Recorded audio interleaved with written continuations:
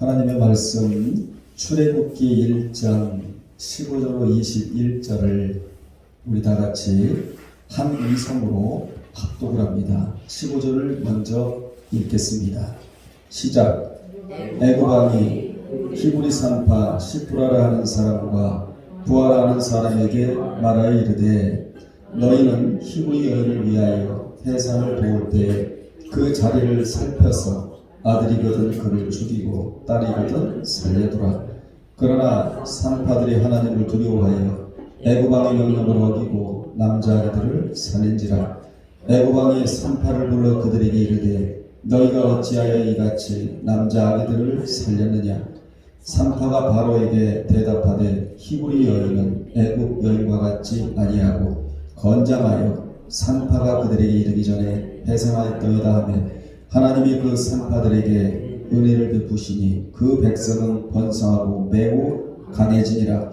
그 산파들은 하나님을 경외하였으므로 하나님이 그들의 집안을 흥왕하게 하신지라. 아멘.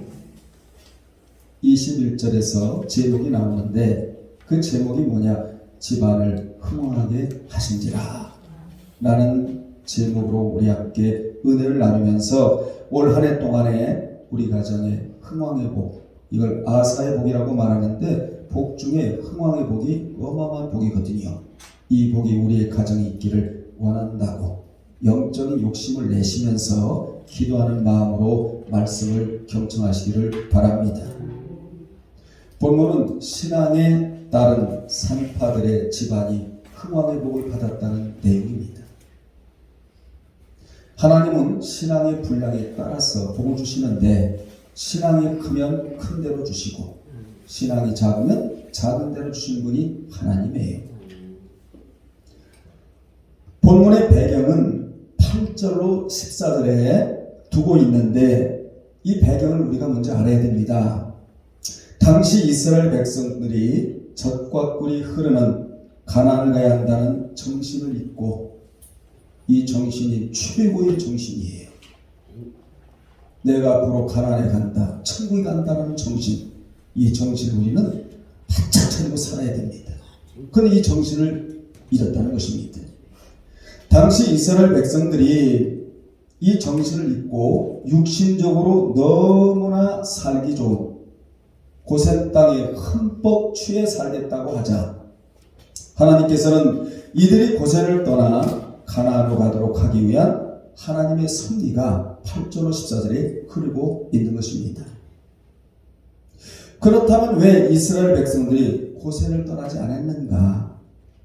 창세기 15장 12절로 16절에 하나님과 아브람과 맺은 언약이 있습니다. 이것을 행위 언약이라고 말하는데 이 언약의 내용을 보면 하나님이 아브람에게 4대 만에 돌아오리라 이렇게 말씀해 주셨어요.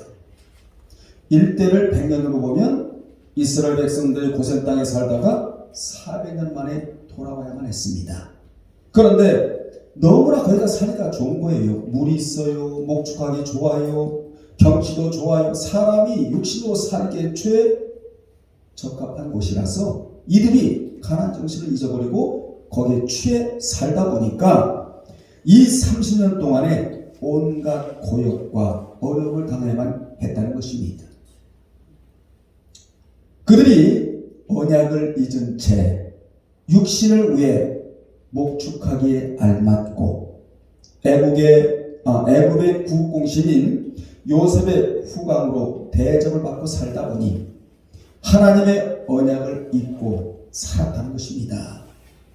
그래서 30년 동안 혹독한 강제 노역에 시달려야만 한 거예요. 당시 이 강제 노역을 시킨 자는 두투모세 1세였습니다. 그 왕은 요셉을 알지 못하는 새로운 왕이었어요. 하나님의 왕도 교체를 시켜버려요. 여러분, 하나님은 한 나라를 쥐었다가 폈다가 세계 모든 역사는 하나님이 돌리시는데 한 나라의 흥망성쇠도 하나님의 손에 달려있다는 것입니다. 두토모세 1세는 이스라엘과 같은 셈족 계통의 힉수스 왕조를 몰아내고 새 왕조를 세운 왕이 바로 투트모세 1세였습니다. 그는 셈족에 대한 증오심과 이스라엘의 강성에 대한 두려움으로 이스라엘에게 견딜 수 없는 박해를 가한 자가 투트모세 1세였습니다. 당시 바로를 파라오라고 칭했는데, 파라오는 고대 이집트의 정치적, 종교적 최고 통치자로서 두 땅의 주인이라는 칭호와 모든 사원의 수장이라는 칭호를 겸하고 있었습니다. 파라오의 의미는 나는 살아있는 신이고 건방지게, 살아계신 신은 하나님밖에는 없는데 나는 살아있는 신이다. 나는 태양의 아들이며 나를 섬기고 따를지어다. 이 의미를 파라오라는 이름 속에 집어넣었다 그 말이에요. 당시 애굽 사람들은 왕의 이름을 직접 부르는 것을 예의가 없다고 생각하기에 뭐라고 불렀다고요? 파라오라고 불렀단 말이에요. 파라오. 그자가 이스라엘 백성들의 감독들을 세우고 무거운 짐을 지웠고 자신을 위하여 국고성 비덤과 람셋을 건축하게 만듭니다. 우리는 하나님의 나라를 위해서 세울 자가 되어야지. 여러분, 이 마귀가 집을 지라 하는 대로 집을 지면 되겠습니까? 이스라엘 백성들은 학대를 받을수록 더욱 번성하여 퍼져나갔고 애굽 사람이 이스라엘 자손으로 말미암아 근심이 가득했다고 12절에서 말씀해주고 있습니다. 그러자 이스라엘 자손에게 일을 더 엄하게 시키면서 어려운 노동으로 생활을 괴롭게 하고 흙 이기기와 벽돌 굽기와 농사일을 엄하게 시킨 것입니다. 기록에 의하면 당시 하루에 벽돌을 만들도록 할당된 수량은 602명의 남자들이 39,130개를 생산했다고 하니 1인당 65개 정도를 만든 셈입니다. 주전 13세기 기록에 의하면 40명이 1인당 50개씩을 목표로 2,000장을 만들 목표로 했지만 1360개 만드는데 그쳤다고 합니다. 출애굽기 5장에 가면 모세가 이스라엘 백성들 내놔라. 하나님의 백성이다. 이들은 산길 가서 하나님 앞에 희생 제사를 드려야 한다. 해방을 요구하자 바로가 거절하면서 집이 없어 곡초 그루터기로 벽돌을 만드는데도 게으르다 그러면서 이스라엘을 더욱더 압박을 했는데 그 내용을 보면 당시 그 상황이 얼마나 비참했는가를 우리로 하여금 알게 합니다. 오늘 여러분 가셔서 출애굽기 5장을 한번 잘 읽어보십시오. 이같이 본문은 이스라엘 백성들이 가난에 가야 한다는 정신을 잊고 고살에 흠뻑 취해 살자 요셉을 알지 못하는 새로운 왕을 하나님의 섭리 가운데 일으켜 이스라엘 자손의 급속한 인구 증가와 번성으로 말미암아 두려움을 느끼게 하여 이스라엘 백성들이 박해를 가함으로 백성들에게 지금까지 유지되어 온 이스라엘과 애국 민족 사이의 평화적 관계는 깨져버리고 양민족 사이의 바야흐로 심각한 갈등 관계가 조성되어 있었습니다. 따라서 이스라엘 백성들은 극도의 고통 가운데서 신음을 할 수밖에 없었다는 것입니다. 그렇게 사탄의 그림자인 바로에 의해 행해진 고통과 신음 가운데서도 복을 받은 두 상파가 있었는데 그들은 복받은 자로 예비된 자들이었다. 아멘. 하나님은 창세로부터 지금까지 복받을 자들을 예비해 두십니다. 아멘. 본문의 복받을 자로 예비된 자들은 오늘날로 말하면 아름다운 이름이라는 뜻의 십부라라는 여산부인과 의사와 남자 의사인 입이라고 하는 남자 의사인 부하라고 하는 두 히브리 산파들이었는데 이 두 산파는 복받을 자로 예비된 자들이었다. 오늘 여러분이 첫 번째 기도 제목을 붙잡아야 할 게 뭔지 아십니까? 하나님의 올 한 해 동안에 복받을 자로 예비되기를 원하나이다. 이 기도 제목을 여러분이 붙잡아야 된다 이 말이에요. 하나님은 그들을 통하여 이스라엘 자손을 멸망의 위기에서 건져주게 하셨는데 17절에 이는 마치 페르시아 시대에 유대인을 말살시키려는 하만의 간계로부터 모르드게와 에스더를 통해 그들을 구원하신 것과 유사한 사건이 여기에 펼쳐지고 있는 것입니다. 여러분도 한 해 동안 복받을 자로 예비되기를 주님의 이름으로 축원합니다. 올 한 해도 하나님이 교회를 통하여 복받을 자를 예비해 두신다는 것입니다. 그 자가 누구냐 이 말이에요. 오늘 여러분은 산파들을 보면서 그들이 과연 하나님 앞에서 어떤 행위를 했는가를 눈여겨보시면서 나도 올 한 해 동안에 흥왕의 복을 받아야 되겠다. 이러한 마음으로 여러분이 말씀을 들으시기를 바랍니다. 그러면 이들이 어떤 행위를 했길래 이렇게 흥왕의 복을 받았느냐? 첫째, 산파들은 하나님을 두려워하여 애굽 왕의 명을 어기고 나마를 살렸답니다. 8절에 애굽 왕이 산파를 불러 그들에게 이르되 너희가 어찌하여 이같이 남자아이들을 살렸느냐 대노를 합니다. 애굽 왕이 산파가 이스라엘의 남자아이를 살린 것에 대하여 그들을 불러놓고 책망을 하는데 대노를 하는데 여러분 그들의 대답을 들어보십시오. 19절에 보면 산파가 바로에게 대답하되 히브리 여인은 애굽 여인과 같지 아니하고 뭐하여? 건장하여 산파가 그들에게 이르기 전에 해산하였다고 답을 합니다. 당시 산파들은 양자 태기를 해야만 했다. 올 한 해를 지나면서 여러분에게도 양자 태기를 할 부분들이 굉장히 많을 겁니다.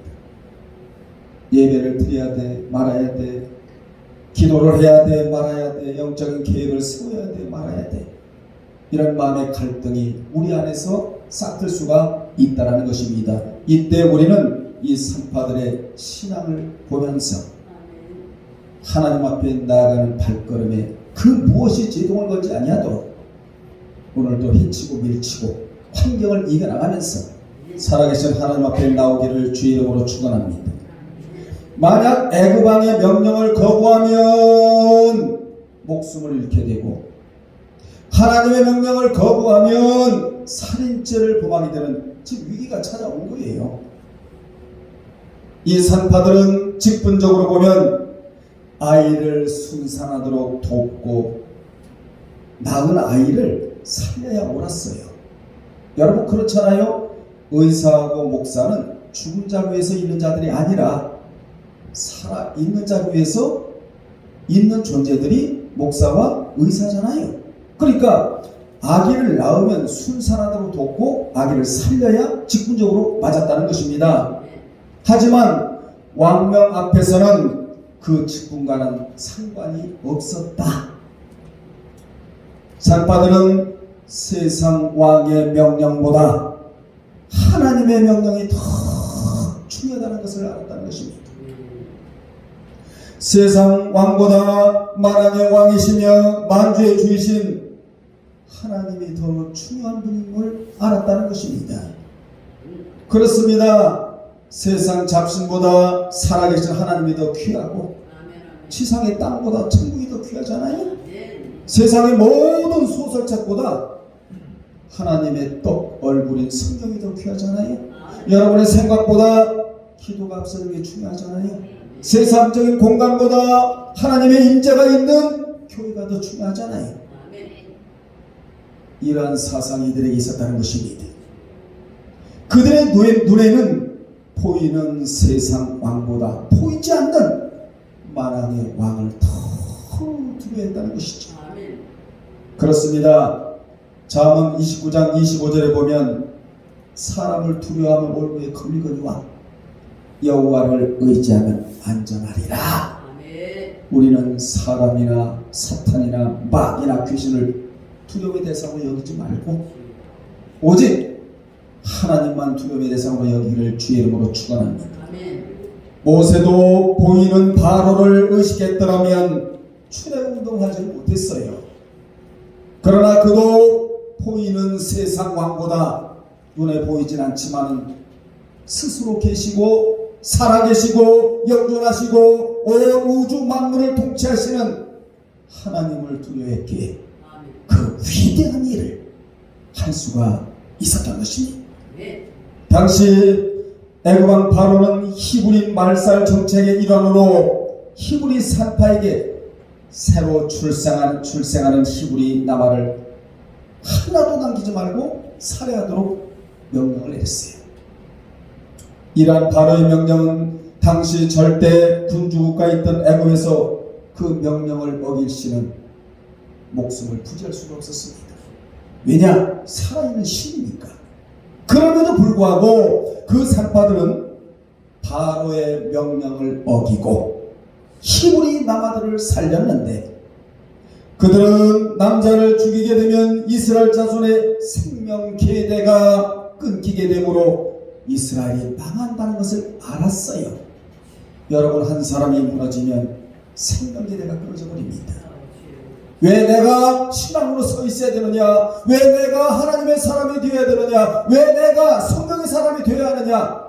나라가 무너져 버리면 여러분 곁에 있는 사람들이 동시에 다 도미노같이 무너지기 때문에 나의 신앙이 무너지면 마음이 무너지고 생각이 무너지고 의식이 무너지고 사고가 무너지고 가장 위험한 신앙이 무너지기 때문에 오늘 이 히브리 산파의 정신을 여러분이 그대로 탑습하기를 주의 이름으로 축원합니다. 또한 그들은 육신의 생명보다 영원한 생명에 대한 가치성을 더 중요하게 여겼기에 남아를 살릴 수가 있었던 것입니다.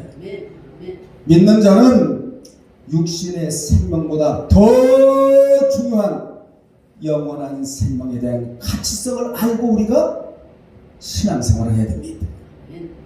이에 대해 주님은 마태복음 10장 28절 33절에서 복음을 전하러 가야 할 제자들에게 영원한 생명에 대한 가치성을 바로 정립을 시켜 보내는데 어떻게 정립을 시켜 주시느냐?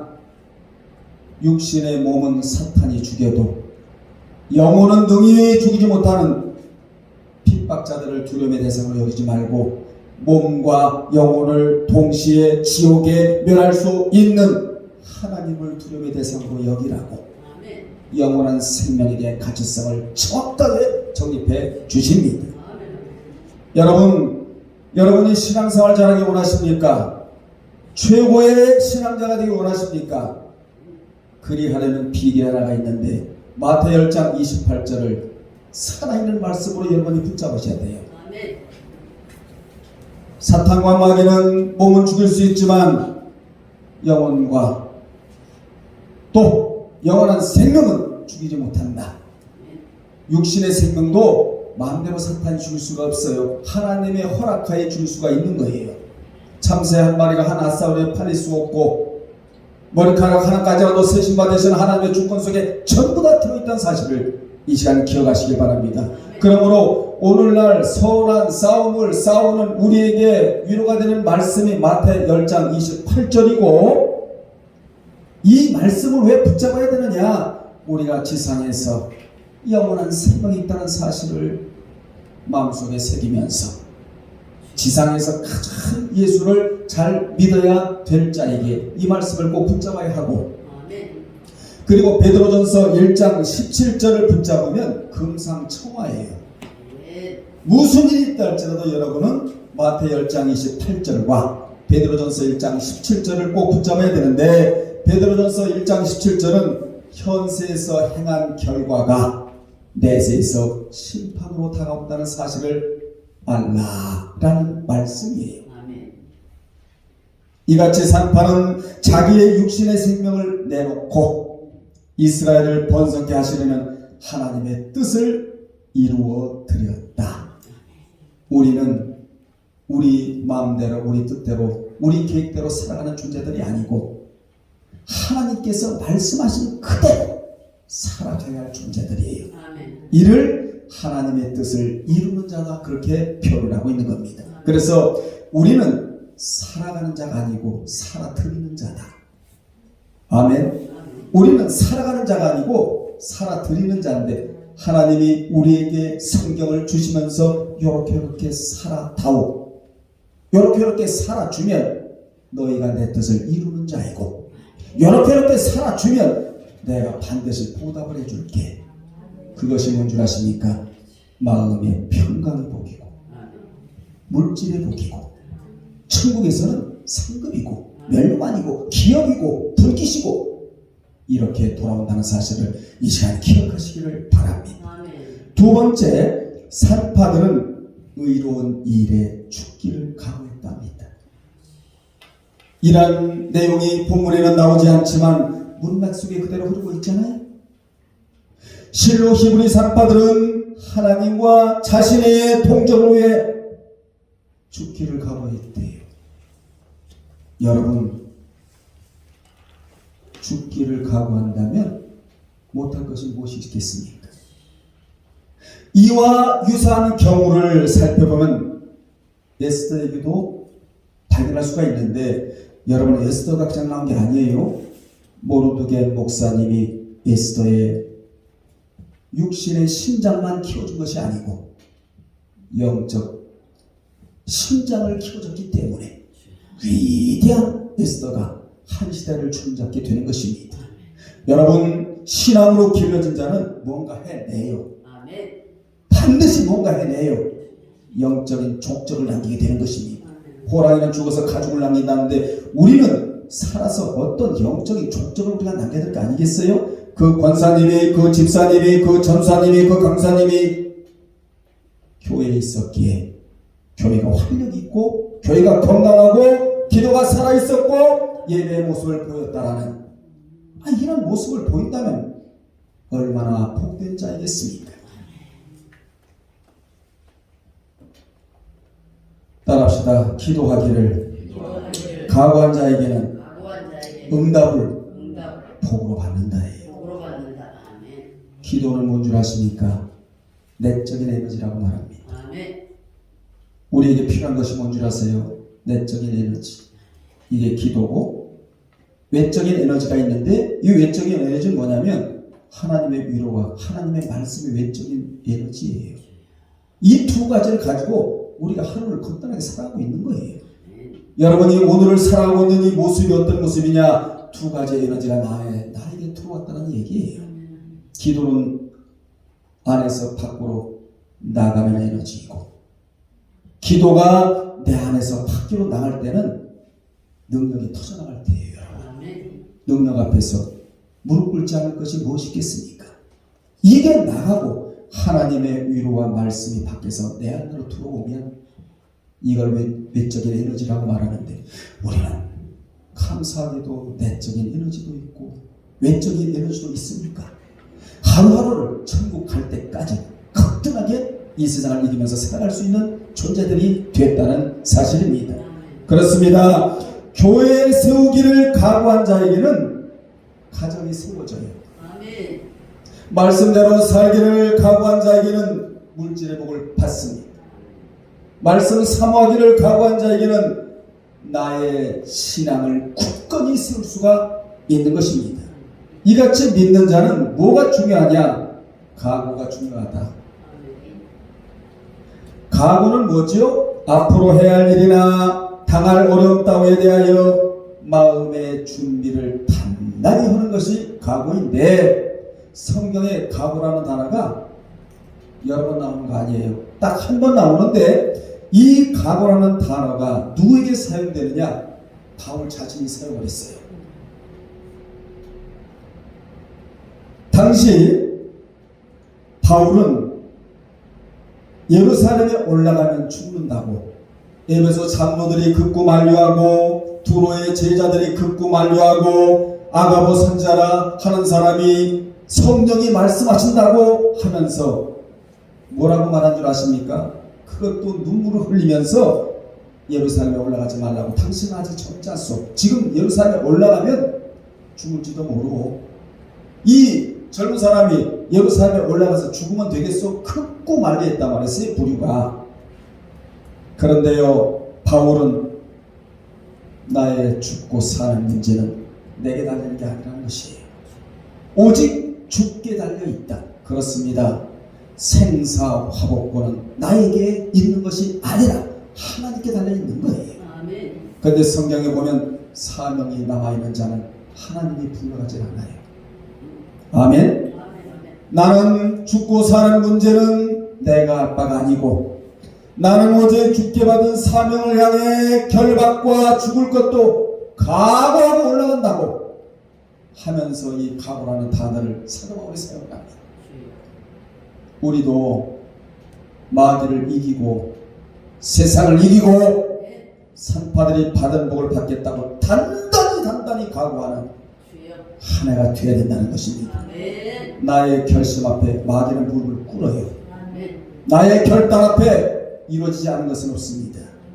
오늘 여러분 이 각오가, 사도 바울의 각오가 여러분 각자의 각오가 되기를 주 이름으로 축원합니다. 영상을 보는 모든 분들은 이 사도 바울의 각오가 나에게 있어야 돼요. 결단이 있어야 됩니다. 세 번째, 히브리 산파들은 집안이 흥왕하는 복을 받았습니다. 당연히 그렇죠. 신앙에 따른 복을 하나님이 주셔야 되잖아요. 항상 한 번, 두 번, 세 번, 다시 말하면 1단계, 2단계, 3단계 쪽에서는 우리 하나님의 보상이 있는데, 하나님의 축복이 있는데, 산파들은 자신들의 신앙과 함께 복을 받았대요. 그러므로 우리가 이 복을 받으려면 환경에 지배당하지 말고, 환경에 매이지 말고, 오직 믿음 따라, 신앙 따라, 소망 따라 살면서 산파들의 신앙을 본받아야 한다는 것입니다. 인생은 그 무엇을 따라 살 수밖에 없는 존재들입니다. 우리가 이 산파들의 신앙으로 산다면 여러분의 집안을 일으키는 주인공이 된다는 얘기예요. 아멘. 여러분의 집안을 일으키는 흥왕의 복을 받는 주인공이 여러분이 된다는 것입니다. 따라합시다. 집안을 일으키기 전에 내 신앙부터 일으키자는 거예요. 그렇잖아요. 지금 산파들이 집안을 먼저 일으킨 게 아니잖아요. 자기들의 신앙을 먼저 일으키니까 자동적으로 집안이 일으켜졌다는 내용이잖아요. 어떻게 일으켜진 거죠? 흥왕하게. 그렇습니다. 신앙을 일으키면 집안이 일어납니다. 사장이 신앙을 일으키면 회사가 일어납니다. 여러분의 신앙을 일으키면 교회가 일어납니다. 어느 시대이든지 히브리 산파처럼 신앙생활을 잘하여 가정을 일으키고 건강을 일으키고 경제를 일으키는 여러분이 되시기를 주의 이름으로 축원합니다. 당시 바로가 패한 경우를 살펴볼 필요가 있는데, 왜냐? 여러분은 바로와 싸워서 이겨야 될 자들이니까. 첫째는 이스라엘 민족을 고역으로 압제하여 위축시키려고 하였으나 하나님에 의해서 실패하고 1장 11절로 14절에, 두 번째로는 이스라엘에서 나는 남자아이는 다 죽이려는 운동을 전개했으나 오늘 본문의 산파들에 의해서 실패하고, 세 번째, 이스라엘에서 나는 남자아이를 모두 다 나일강에 던져서 죽이도록 하였으나 도리어 하수에 던져졌던 모세는 바로의 궁중에서 키움이 되었으며 마침내 이스라엘을 출애굽시키는데 결정적인 영도자가 되었다는 것입니다. 여러분, 마귀가 모세를 궁으로 끌어들여서 그들의 교육을 시켜서 모세를 쓰려고 했지만 누가 쓰신 거죠? 하나님이 쓰신 거예요. 여기서 우리 하나님의 명찰량을 우리는 엿볼 수가 있는 겁니다. 어떻게 하나님의 명전략을 그 누가 따라갈 수가 있겠습니까? 이같이 오늘날에 다양하게 다가오는 바로는 신앙으로 얼마든지 이길 수가 있다. 히브리 산파처럼 신앙 따라 살고자 하는 자에게는 생명이 보존되고 흥왕의 복을 받는다예요. 아멘. 놀라운 사실은 하나님은 흥왕의 복을 집안에 주시겠다고 약속하신 그대로 남자 의사가 누구죠? 부하. 이 부하의 아들이 누군 줄 아십니까? 돌라인데 세상에 부하의 아들 돌라에게 어떤 복을 주셨느냐? 사사로 삼으세요. 하나님. 사사기 10장 1절에 보면 부하의 아들을 사사로 삼으셔서 이스라엘을 구출하는데 결정적인 역할을 하도록 집안의 복을 주셨지요. 하나님 마음에 맞기만 하면, 하나님 마음에 들기만 하면 하나님 천대까지라도 축복의 뿌리가 뻗어나게 해주겠다고 약속해 주신 것입니다. 그렇습니다. 그 집안을 흥왕케 하시리라는 말씀이 자녀에게까지 그대로 이루어졌다는 거예요. 여러분이 산파의 신앙으로 우뚝만 선다면 여러분 집안을 물론이거니와 자녀까지라도 하나님께서 축복의 대열에 하나님이 반드시 세우신다는 교훈을 오늘 주고 있는 거예요. 결론 내리겠습니다. 산파들은 복받을 자로 예비된 자들로 생명을 무릅쓰고 의로운 거짓말로 마귀에 물드는 세상의 명령을 따돌리고 하나님을 경외하였기에 그 결과로 흥왕케 되는 복을 받았다는 것입니다. 어떤 어려움을 무릅쓰고라도 하나님 편에 서십시오.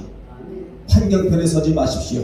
비제일 편에 서지도 마십시오. 불신 따라 살아가지도 마십시오. 하나님 편에 서세요.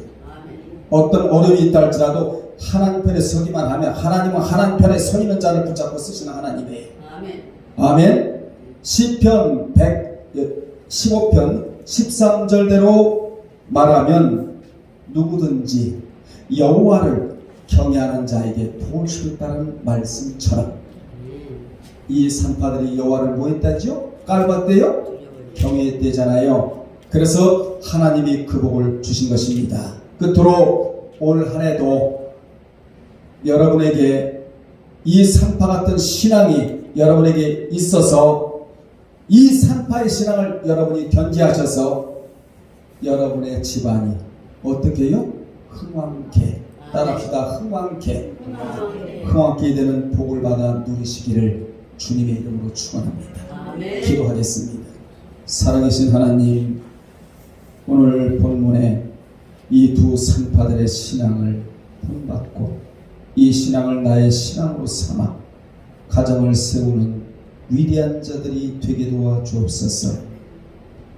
그 집안을 흥왕케 하신 우리 아버지의 축복이 우리 가정에 있기를 원하나이다. 가정에만 복이 있는 것이 아니고 후대까지라도 하나님께서 복의 줄을 연결해 주셔서 돌라에게까지 복을 주셨다 말씀하셨습니다. 자녀에게까지 복이 그대로 흘러가게 도와주시옵소서. 예수님의 이름으로 기도드리옵나이다. 아멘.